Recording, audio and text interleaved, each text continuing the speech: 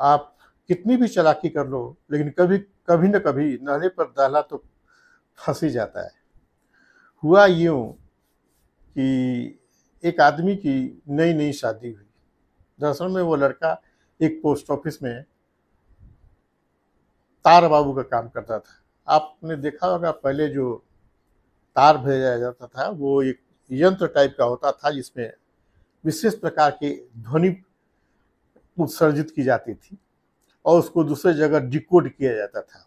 यहाँ टून टान करता था और बाद उस ध्वनि को डिकोड करके दूसरे जगह उसको ये किया जाता था, संवाद को प्रेषित किया जाता था।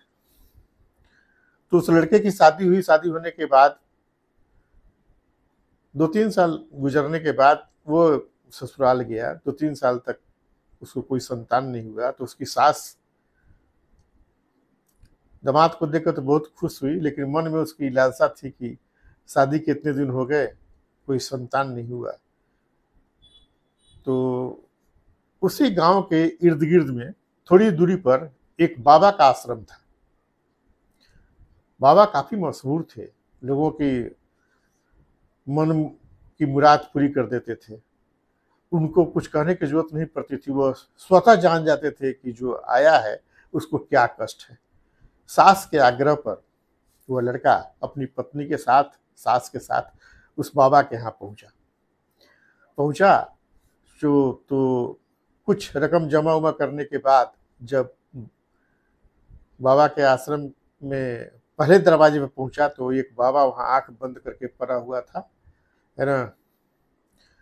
जैसे ही गया तो उसने आंखें खोला, जटा संभाला और कहा कि बोलो क्या बच्चा, क्या काम है, नाम बोलो। तो सास जल्दी से अपने दामाद का नाम बतला दी। इसका नाम मोहन है। कहा कि क्या करते हो। जैसे बोला कि नाम मोहन है, तो वो जो आदमी बैठा हुआ था बाबा ना, चादर सरकाया और वो बेतार तार यंत्र जो था जिससे ये भी भेजा करता था अपना, उसको टनटनाया। ओ तुम्हारा नाम मोहन है, टुन टुन टुन। फिर पूछा कि तुम क्या करते हो। तो कहा कि मैं ऐसे ही कुछ छोटा मोटा काम करता हूँ। फिर उस मशीन को बाबा टनटनाया, टुन टुन टुन। ये सारी बात जो है सो अंदर वाले बाबा को पहुंच गई। यंत्र तो वही था, तार भेजने वाला। ये देखा तो इसको लगा कि ये तो हमारा ही पोस्ट ऑफिस वाला इंस्ट्रूमेंट को इस्तेमाल कर रहा है, लेकिन ये चुपचाप देखता रहा, सारा खेल देखा। भीतर गया पत्नी के साथ। भीतर जाने के बाद में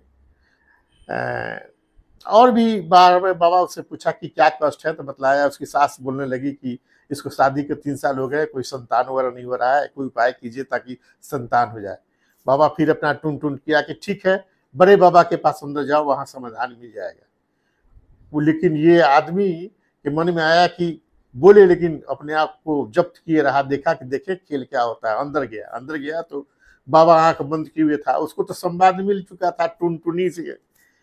जैसे गया तो कहा कि ओ तुम्हारा नाम मोहनलाल है, तुम्हारे शादी के 5 साल हो गए, कोई संतान, मैं जानता हूँ तुम्हारी क्या समस्या है, तुम्हारा तुमको कोई संतान नहीं हुआ है, इसी के लिए दुखी हो। कोई बात नहीं है, हो जाएगा।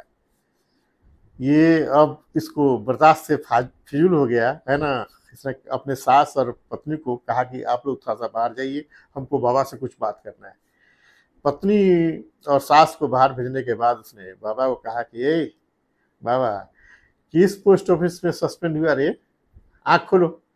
ये टुनटुना लेकर वहां यहाँ जो कर रहा है ना, वही काम हम भी करते हैं, लेकिन तुम्हारे साथ चोर नहीं है, सस्पेंड नहीं हुए हैं। लो माल दो, जितना माल है वहाँ। वो बाबा का सारा माल समेटा और समेट करके वो धीरे से बाहर चला गया। तो कभी कभी नाले पर दाहला फंस जाता है। आप कितनी भी चालाकी करो, कोई न कोई उद्यम मचाने वाला तुमको मिल ही जाएगा। एक छोटी सी कहानी है ये, मनोरंजन के लिए बोल रहा हूँ। नमस्कार।